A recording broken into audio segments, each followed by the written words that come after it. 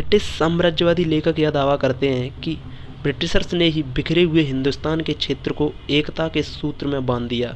वो ये कहना चाहते हैं कि जब ब्रिटिशर्स भारत आए थे उस समय भारत कई राज्यों में बटा हुआ था, जैसे मराठा राज्य, मैसूर का राज्य, हैदराबाद का राज्य, बंगाल का राज्य, अवध का राज्य, त्रावणकोर और इनके अलावा भी कई छोटे राज्य भी थे जिनमें भारत बटा हुआ था।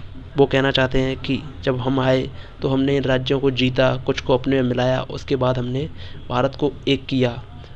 लेकिन ब्रिटिशर्स का यह दावा तार्किक नहीं लगता कि उन्होंने भारत को एकता के सूत्र में बांध दिया और इसे राष्ट्र के रूप में विकसित किया, क्योंकि जो भारतीय इतिहासकार हैं वो निम्न आधार पर इसका खंडन करते हैं। भारतीय इतिहासकारों का कहना है कि भारतीय इतिहास में साम्राज्य बनते और टूटते रहे हैं, न तो साम्राज्य स्थायी रहा है और न ही बहुराज्य व्यवस्था स्थायी रही है।